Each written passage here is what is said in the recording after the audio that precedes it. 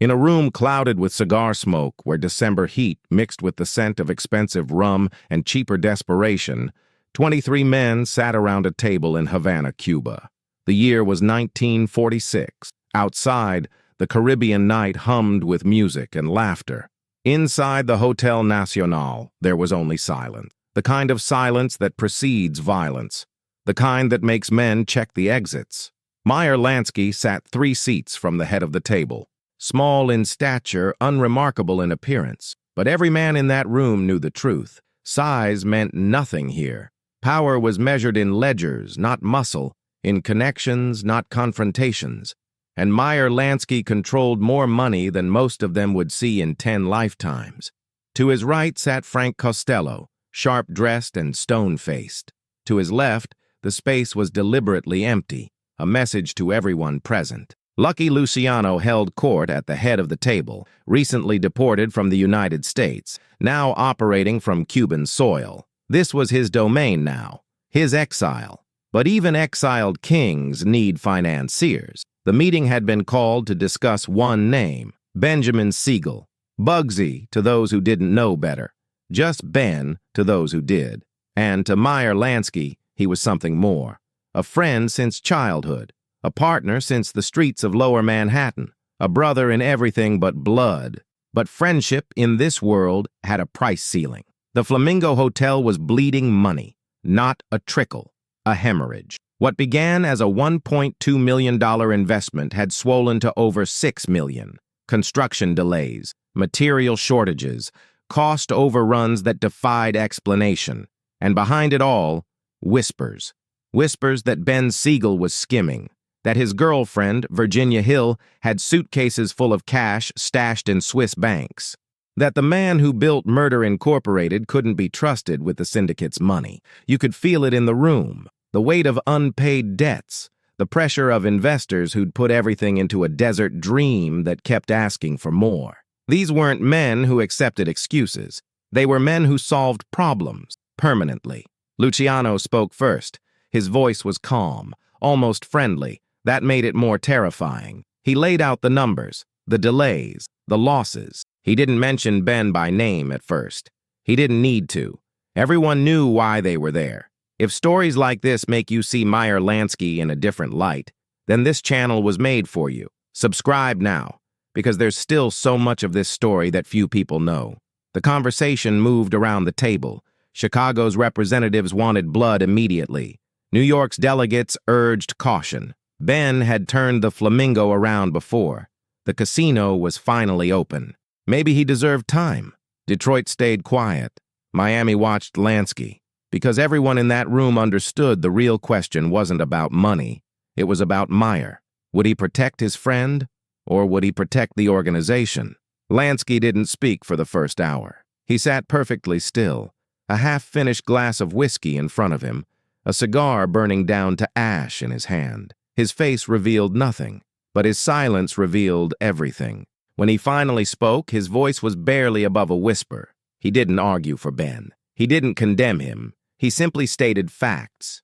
The Flamingo had posted a small profit in November.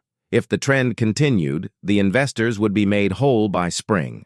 All Ben needed was time and one more chance. The room shifted. If Meyer Lansky was willing to vouch for Ben Siegel, then perhaps they could wait. Perhaps. But Lansky wasn't finished. He added one more sentence. Soft, almost casual. The kind of statement that sounds like a suggestion but functions as a condition. If he fails again, I won't stand in your way. The room exhaled. The tension didn't leave. It transformed, crystallized into something harder. A decision delayed is still a decision made. The meeting ended near midnight. Handshakes, cigars, promises of profit and patience. But 3 men stayed behind as the others filtered into the Havana night. Lansky, Costello, and Mo Sedway, a quiet man from Las Vegas who'd been reporting directly to Lansky about the Flamingo's finances. Sedway had been silent throughout the meeting. He was the kind of man who understood his role. He gathered information. He kept books. He followed orders. He never asked questions.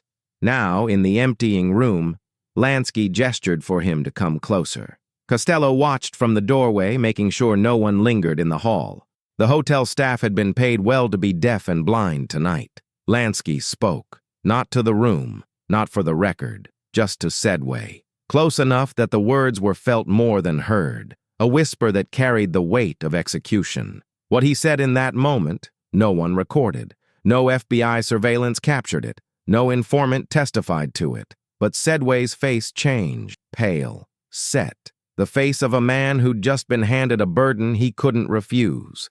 Was it an order? Or was it a contingency? A final failsafe in case Ben's luck didn't hold? You ever had someone tell you something in confidence that changed everything you thought you knew? Share your thoughts in the comments. Sedway left first, then Costello. Lansky stayed in that room alone for another 30 minutes, staring at the empty chairs, thinking about a boy from Brooklyn who'd once stood beside him in street fights against Irish gangs, thinking about decades of partnership, about loyalty and survival, about the difference between friends and family, about the moment when those things stop being the same. Outside, Havana celebrated. Music poured from clubs. Couples danced. The ocean whispered against the shore. Inside the Hotel Nacional, Meyer Lansky finished his whiskey, and in that simple act, the future was written. A whisper in a smoke-filled room. That's all it took. Not a shout, not a threat. Just a few words, spoken low enough that history almost missed them. But the desert would hear them loud and clear. The Flamingo Hotel stood in the Nevada desert like a promise written in neon and concrete. From the highway, it looked magnificent. Pink stucco, Art Deco lines, a swimming pool shaped like a heart. Inside, crystal chandeliers reflected off mirrors. The showroom could seat 300. The casino floor stretched wide enough for 100 gaming tables. It should have been paradise. Instead, it was hemorrhaging money faster than Ben Siegel could count it. The opening had been a disaster. December 26th, 1946. The hotel rooms weren't finished, so high rollers gambled, won big, then took their winnings to other casinos downtown to sleep. The weather turned. Rain in the desert. The celebrities Ben flew in got cold feet. Some canceled. Others showed up, took one look at the half-finished property, and left before dinner. George Raft came. Jimmy Durante performed. But the gamblers didn't. Or worse, they did gamble, and they won. The house lost $80,000 in the first week. By early January, Ben had no choice. He closed the Flamingo, locked the doors, told the staff to go home until he could finish the hotel rooms. The East Coast investors were furious. $6 million deep, and the place couldn't stay open for a month. Phone calls came daily. Angry calls, threatening calls. Calls that started with friendly concern and ended with deadly implications. Ben tried to explain. Material shortages from the war. Contractors who overcharged because they knew the mob was paying. Design changes to make the property more luxurious. Virginia's expensive tastes. Weather delays. Bad luck at the opening. But explanations sound like excuses when you're spending other people's money. Mo Sedway watched all of it. He was Ben's partner on paper. In reality, he was Meyer Lansky's accountant in Las Vegas. He kept detailed records. Every dollar in, every dollar out, every discrepancy, every delay. And he reported it all back to Lansky in Florida. Ben knew it. Everyone knew it. That's how the syndicate worked. Trust, but verify. Friendship, but with oversight. And if the numbers didn't add up, friendship became irrelevant. By March of 1947, things improved. The hotel reopened with all 200 rooms complete. Guests could now gamble, eat, drink, see a show, and sleep all in one place. The concept worked. Money started flowing in. By May, the Flamingo was posting profits. $300,000 in a single month. Finally, after a year of bleeding, the wound was closing. Ben thought he was safe. He thought the profit would silence his critics. He thought his childhood friend Meyer would protect him from the wolves circling closer. He thought wrong. What Ben didn't understand was that the decision had already been made, not in anger, not in haste, but in that quiet room in Havana, where Meyer Lansky had whispered parameters to Mo Sedway, conditions under which Ben's life would be forfeit. And one of those conditions was this. If Ben ever threatened one of Lansky's men, the protection ended. The friendship ended. The clock started ticking. In March of 1947, according to accounts that would surface later, Ben lost his temper. The pressure had been building for months. Investors breathing down his neck, creditors demanding payment, the constant scrutiny, the whispers that he was stealing, that Virginia was stealing, that he was planning to run. Ben Siegel had always had a temper. It's what earned him the nickname he hated, crazy as a bedbug. When Ben lost control, people got hurt. He'd beaten men unconscious over insults. He'd pulled guns in business meetings. His violence was legendary, even in a business built on violence.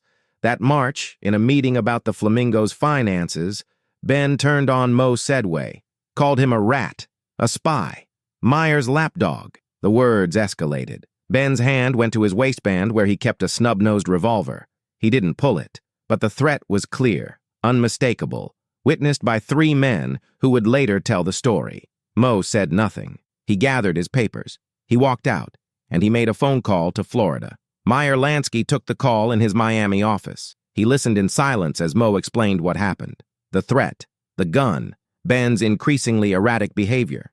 When Mo finished, Lansky asked one question. Did he draw? No. Then we wait, but keep the books current, and stay out of his reach. The line went dead. Mo Sedway understood. The whisper from Havana had conditions. Ben had just met one of them. Now it was only a matter of time, of opportunity, of the right moment when no one would ask too many questions. Across the desert, Ben Siegel celebrated. The Flamingo was finally turning a profit. He'd proven the doubters wrong. He'd survived the losses, the criticism, the threats. He was back on top, untouchable.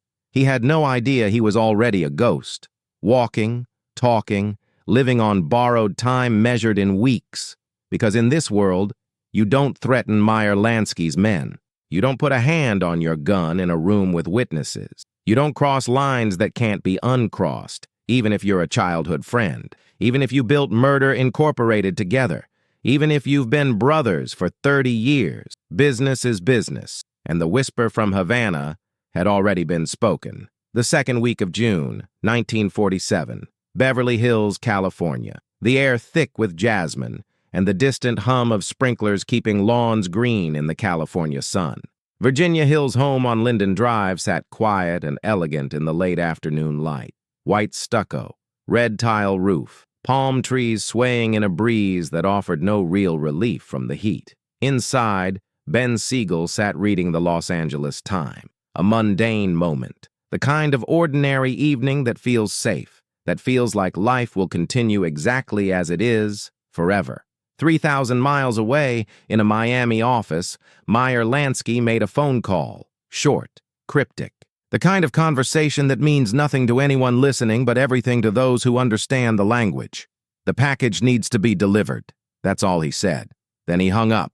No names, no dates, no explicit instructions, because men like Lansky don't leave evidence.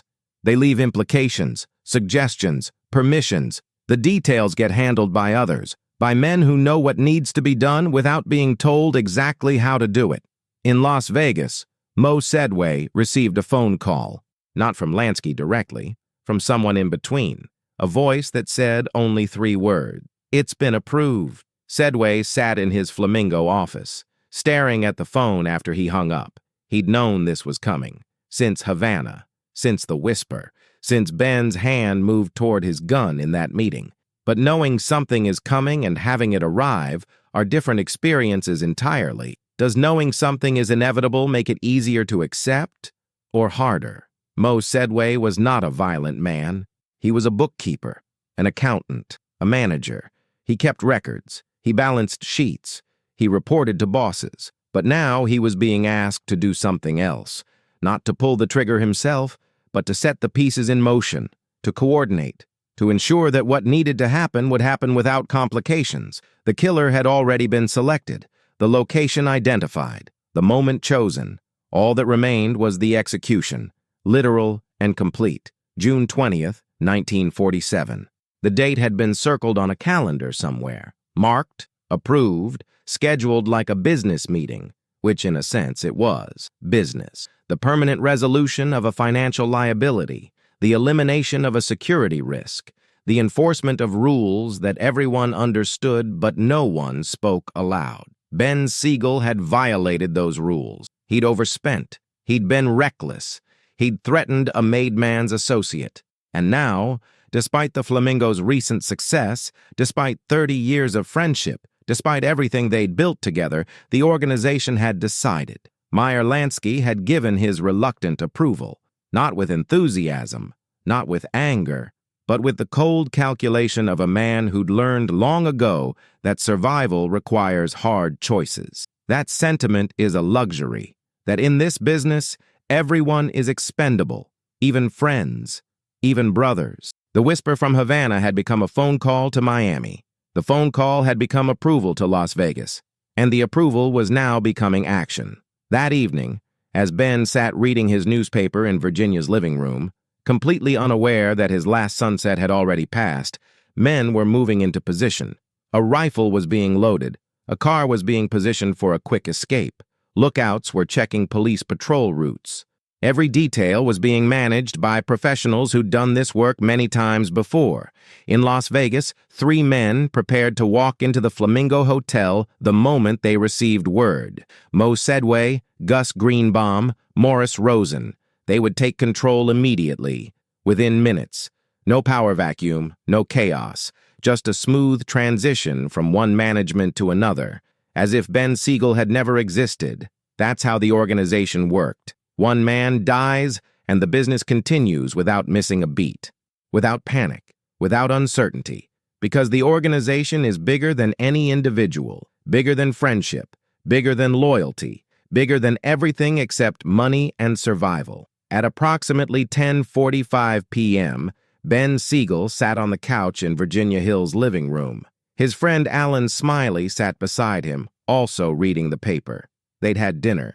They'd talked about the Flamingo, about profits, about the future, about plans. Outside, in the darkness, a figure moved into position beside the rose bushes. From 15 feet away, through the window, Ben Siegel's profile was visible, clear, perfect. 9 shots rang out, not all at once, but in a professional cadence, measured, deliberate, military-style shooting, not the work of an amateur or a crime of passion. This was execution, cold, efficient, final. 5 of the 9 bullets found their target. 1 bullet tore through Ben's face, dislodging his left eye from its socket and sending it across the room. He died instantly.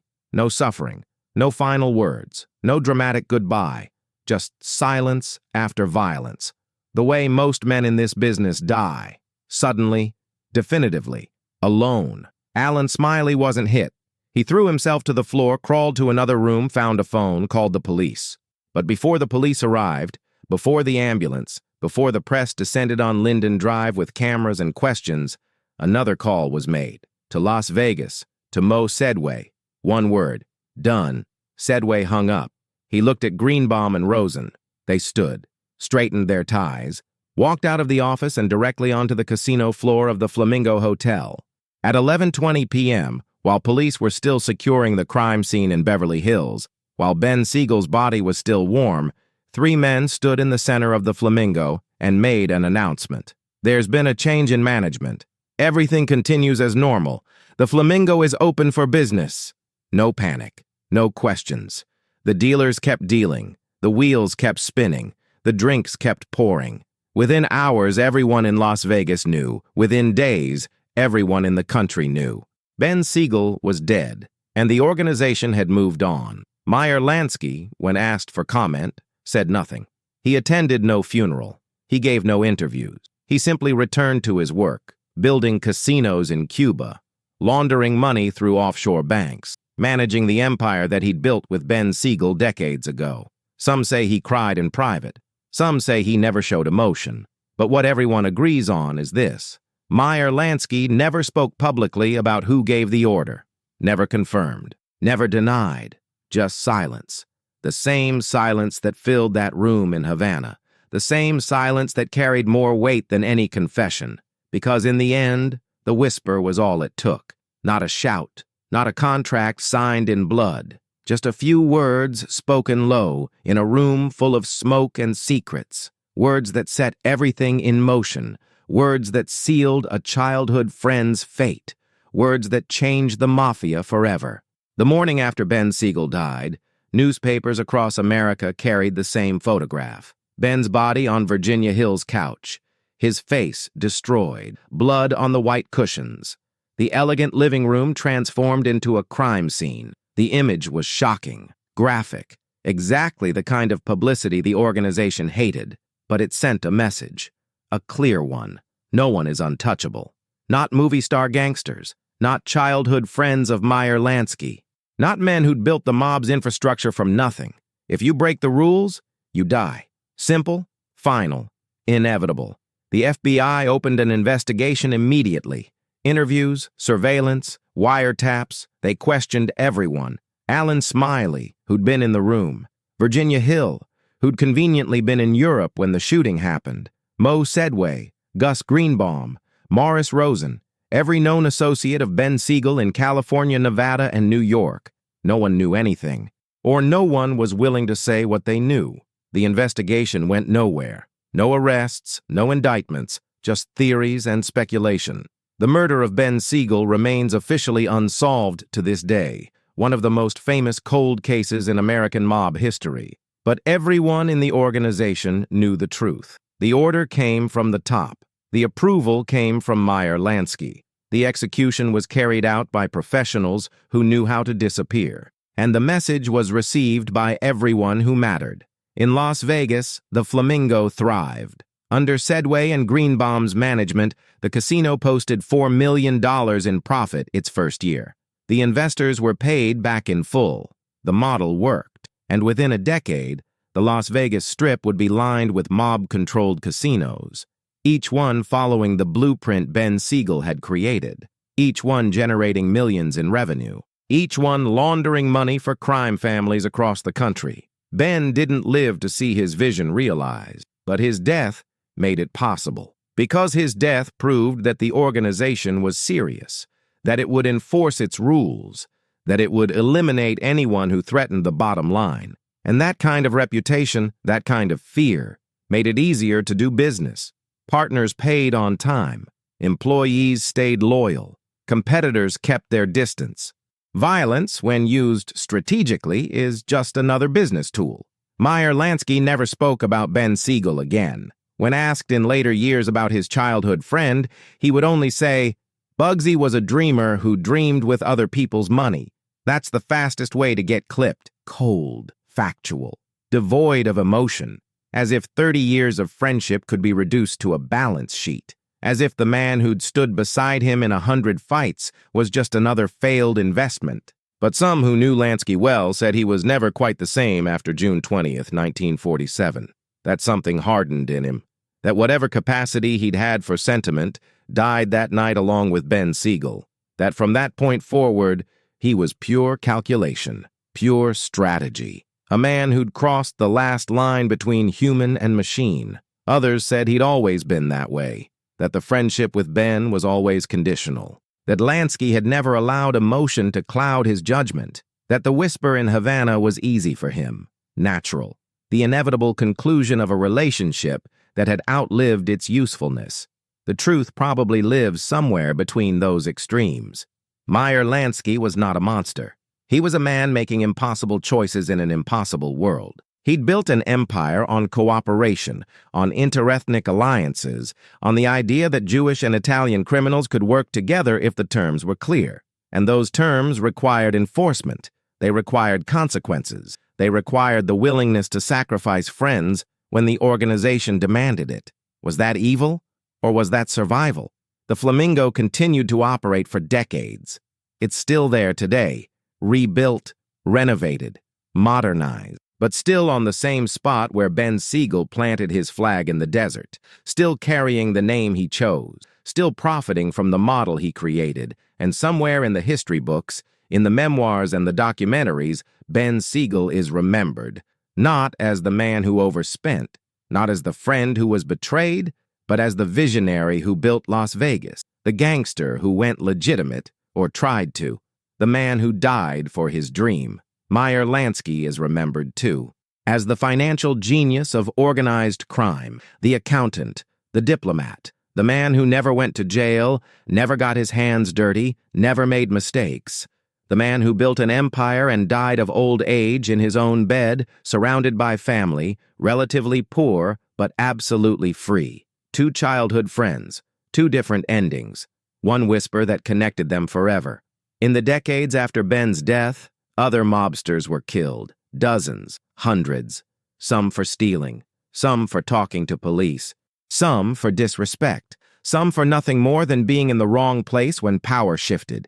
Each death had its own story, its own reasons, its own consequences. But Ben Siegel's death stood apart, because it proved that even the most connected, the most valuable, the most historically important members of the organization could be eliminated, that no one's past protected them from present consequences, that the organization always came first. That lesson rippled through organized crime for generations. It made men more careful, more obedient, more aware that survival required not just intelligence and violence, but political skill, the ability to read the room, to understand when your value had expired, to know when to step back before someone whispered your name in a smoke-filled room. And for Meyer Lansky, it solidified his reputation as a man who could make the hardest decisions, who could sacrifice anything for the greater good, who understood that in the world of organized crime, loyalty is a currency with limits, that friendship is an asset until it becomes a liability. That sentiment is fine for civilians, but fatal for gangsters. The whisper in Havana became legend, not because anyone confirmed it, but because it made sense, because it fit the pattern, because it explained how a man like Ben Siegel, protected by decades of service and friendship, could be killed with such precision and such speed. Someone had to give approval. Someone had to remove protection. Someone had to whisper the word that set everything in motion. And everyone who understood how the mob worked knew exactly who that someone was. There's a question that hangs over Meyer Lansky's entire life. It's the question that historians argue about, that filmmakers explore, that his own grandchildren still wrestle with. Was he a monster? Or was he just a man trying to survive in a world that demanded monstrosity? The answer matters less than the question itself, because the question reveals something fundamental about power, about loyalty, about the choices people make when those two things come into conflict. Meyer Lansky built his empire on relationships, on trust, on the idea that different criminal organizations could work together if they shared a common goal, making money. He was the bridge between Jewish and Italian mobsters, the mediator, the financier, the man who made cooperation possible. But cooperation requires rules, and rules require enforcement. And enforcement in the world of organized crime means violence. It means betrayal. It means sacrificing individuals for the survival of the system. Ben Siegel had to die. Not because Meyer Lansky wanted him dead, but because the organization demanded it. Because allowing one man to break the rules, to threaten associates, to lose millions without consequence, would have undermined everything Lansky had built. It would have signaled weakness, invited challenges, created chaos. So Lansky made a choice. He chose the organization over his friend. He chose survival over sentiment. He chose the future over the past. Was that wrong? From a moral standpoint, absolutely. But from a strategic standpoint, it was necessary. And that's the paradox of organized crime. The same qualities that make you successful, loyalty, strategic thinking, ruthlessness, are the qualities that require you to do terrible things, to hurt people, to betray friends, to whisper orders that end lives. Most people will never face that choice. They'll never have to decide between a childhood friend and an empire, between sentiment and survival, between the person they were and the person they had to become. But everyone faces smaller versions of that choice. Every day, in business, in relationships, in life, the moment when loyalty to one person conflicts with responsibility to many, when keeping a promise means breaking something else, when the right choice for yourself is the wrong choice for someone you love. These aren't easy decisions. They're not supposed to be. And the fact that they're hard, that they cost something, that they leave scars, doesn't make them wrong. It makes them human. Meyer Lansky lived with the weight of his choice for 36 more years. He built more casinos. He laundered more money. He avoided prosecution. He died a free man in 1983 at the age of 80, but he never spoke about Ben Siegel again, never explained, never justified, just carried the weight in silence. Some people would call that guilt. Others would call it professionalism, the ability to do what needed to be done and then move forward, to not dwell, to not second-guess, to accept that in the world he inhabited, there were no good choices, only necessary ones. The whisper in Havana, whether it happened exactly as people believe or took a different form, represents something larger than one historical moment. It represents the price of power, the cost of survival, the moment when ideals collide with reality and reality wins. Ben Siegel was a dreamer. He saw a desert and imagined a paradise.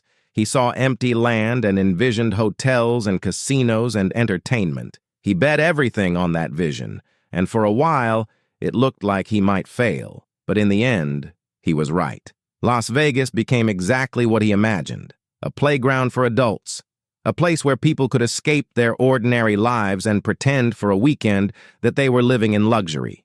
But Ben didn't survive to see it, because he made mistakes. He spent too much. He threatened the wrong people. He forgot that in the world he lived in, vision wasn't enough. You needed discipline, control, the ability to manage not just money but relationships.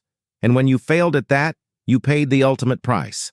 Meyer Lansky understood that. He understood that survival required sacrifice, that building something permanent required letting go of things temporary, that the organization would outlive any individual, so protecting the organization was more important than protecting any single person. It's a cold philosophy, but it worked. Lansky died wealthy, not in money, but in respect. He died free, never serving significant prison time. He died old, when most of his contemporaries died young and violent, and he died knowing that everything he built outlived him. The casinos, the money laundering networks, the relationships between crime families, they all continued, because he'd built them to survive, to adapt, to outlast.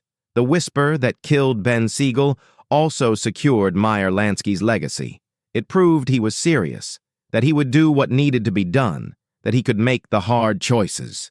And in the world of organized crime, that kind of reputation was worth more than gold. So what's the lesson? What does this story, this moment, this whisper in a smoke-filled room teach us about power and loyalty and survival?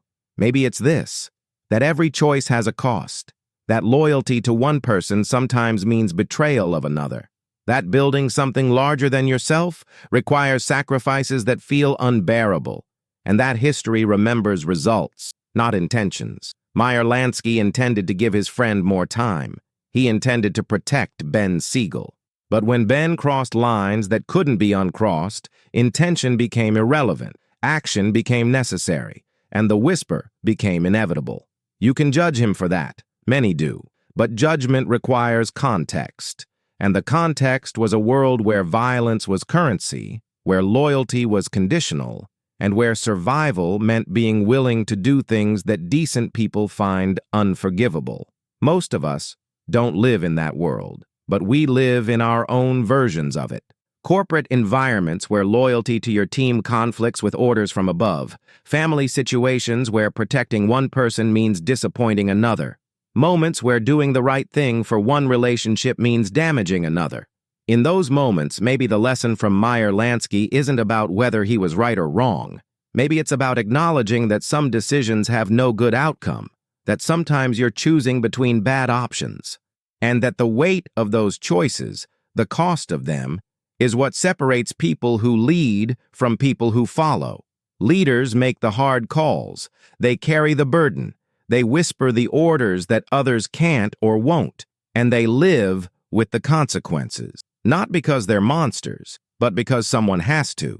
That doesn't make it noble, but it makes it real. On June 20th, 1947, Benjamin Siegel died on a couch in Beverly Hills. But his death was decided months earlier, in a room in Havana, where men who'd built an empire together decided that the empire mattered more than any individual. Meyer Lansky whispered approval. Mo Sedway received orders. Professional killers executed a contract. And Las Vegas became what Ben Siegel imagined. The whisper changed everything, and nothing Because in the world of organized crime, violence was always the answer to certain questions.